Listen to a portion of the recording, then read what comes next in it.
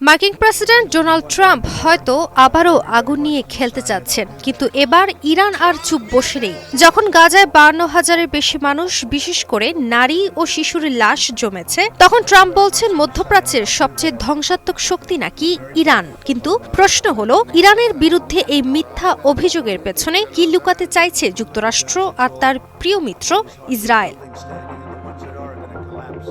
14 মে এক বিবৃতিতে ইরানের পররাষ্ট্র মন্ত্রণালয় স্পষ্ট করে জানায়, ট্রাম্পের সব অভিযোগ শুধুই ধোঁয়াশা তৈরি করার চেষ্টা। এর মাধ্যমে ওয়াশিংটন ও তেল আবিবের যৌথ অপরাধকে ধামাচাপা দিতে চায় হোয়াইট হাউস। ট্রাম্প দাবি করেন মধ্যপ্রাচ্যে অস্থিরতা ছড়াচ্ছে ইরান, আর তাই দেশটিকে থামাতে হবে। এমনকি তিনি হুঁশিয়ারি দিয়ে বলেছেন, ইরানের ওপর সর্বোচ্চ চাপ প্রয়োগ করা হবে। কিন্তু ইরান বলছে, এই কথাগুলো আসলে গাজায় ইসরায়েলের গণহত্যা থেকে দৃষ্টি সরানোর জন্য ট্রাম্পের একটা চাল। ইসরায়েল 2023 সালের অক্টোবর থেকে গাজায় উপনিবেশিক গণহত্যা চালিয়ে যাচ্ছে, যেখানে এখন পর্যন্ত 52,900 জন ফিলিস্তিনি মারা গেছেন। তার মধ্যে নারী ও শিশুর সংখ্যাই সর্বাধিক।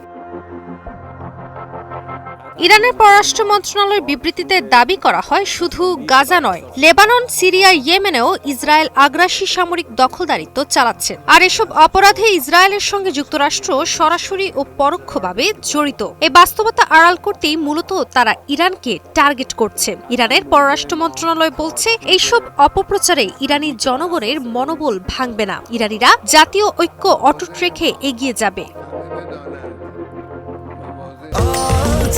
স্বাস্থ্যকর অল টাইম হানিকম্ব, সব সময় অল টাইম হেলদি লাইফ। ট্রাম্পের বক্তব্য উস্কানিমূলক হলেও ইরানের জবাব ছিল কূটনৈতিক, আত্মবিশ্বাসী এবং তথ্যভিত্তিক। এই পাল্টাপাল্টি অবস্থানে মধ্যপ্রাচ্যে এখন কৌশলগত উত্তেজনা বাড়ছে। বিশ্লেষকরা বলছেন, ট্রাম্প ও আমেরিকা এখন নিজেদের মিত্র ইসরায়েলের পাপ ঢাকতে মরিয়া। তবে সময় বদলেছে, বিশ্ব এখন সব জানে বুঝে, অন্যায়ের মুখোশ খুলে যাচ্ছে। আর ইরান শুধু রাজনৈতিকভাবে নয়, কূটনৈতিকভাবেও এখন শক্ত অবস্থানে। আর ট্রাম্প, তিনি এখন এক অতীতের বিভ্রান্ত ছায়া, যার কথায় এখন আর কেউ অন্ধভাবে বিশ্বাস করে না, বিশেষত যখন তার পাশে দাঁড়িয়ে আছে রক্তমাখা ইসরায়েল। মধ্যপ্রাচ্যের আগুনে কে ঘি ঢালছে আর কে জ্বলছে তা বোঝার সময় এসেছে সবার, কেননা মিথ্যা দিয়ে ইতিহাস লেখা যায় না। ইরান এখন যে শুধু প্রতিরোধের প্রতীক নয়, বরং এক নতুন আঞ্চলিক ভারসাম্যের নেতা হিসেবে প্রতিনিয়ত নিজেকে প্রতিষ্ঠিত করছে, তা দেখছে পুরো বিশ্ব। কাজী অহনা, নিউজ 24।